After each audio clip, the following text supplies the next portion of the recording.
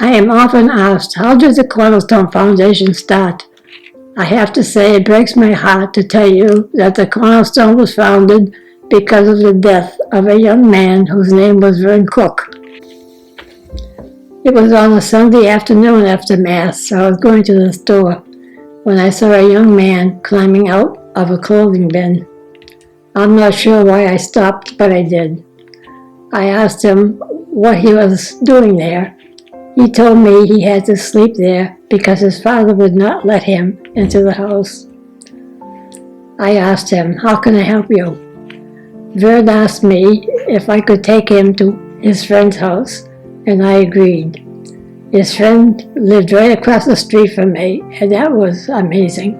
Before I dropped him off, I gave him a $20 bill with the promise that he would not smoke it or drink it, and he agreed. We said our goodbyes. I read in a newspaper a few weeks later his body was found in the woods. Vern had been murdered. I know that I had taken the easy way out by handing him money. I should have done more. But what? I heard, start a shelter, start a shelter. I thought, who am I to start a shelter? But I found myself going to the church to speak to my pastor, to ask him if we could use the church library as a shelter. Without hesitation and a set of rules, he said yes. Suddenly, everything fell into place. With the volunteer help of the church members, the Knights of Columbus, and the wider community. Before I knew it, there were several cots, all the bedding and everything needed to start an overnight shelter. The Cornerstone began to grow. I had no idea if anyone was going to show up, but it turns out that mothers with children began to come.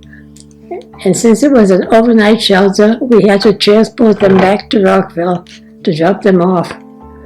But they always found their way back to the shelter. I knew that dropping them off on the main street in Rockville was not right.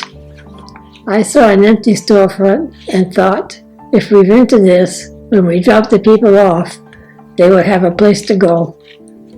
We did not have money to cover the rent until a group of friends came through with donations.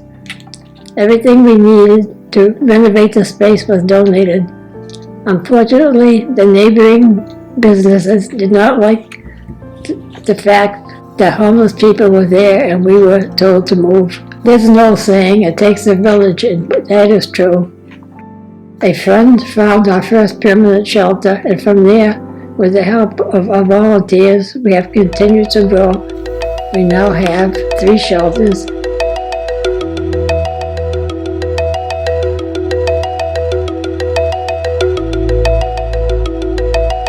A community kitchen,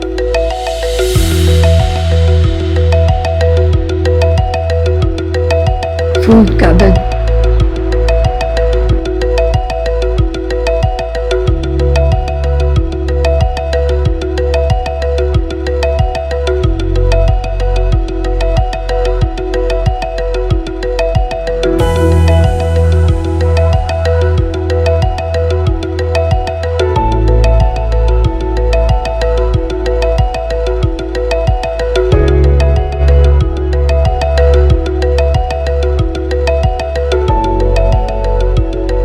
glowing bag,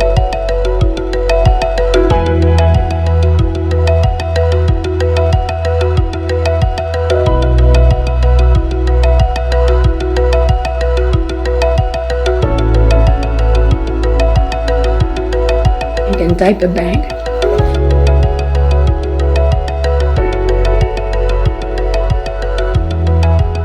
What was most important is we are a faith ministry seeking to bring the love of Jesus Christ to the lonely, poor, and broken in spirit. If I give a message to volunteers, it would be thank you. I mean, God be with you forever.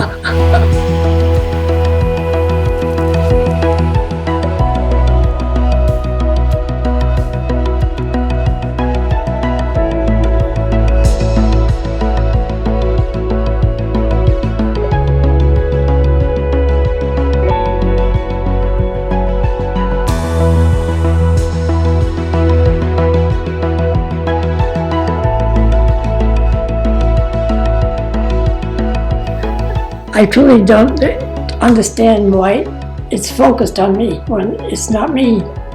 It's the community that does everything. I really truly don't understand that. So thank God for the community. Like it says, it takes a village, right? Yeah.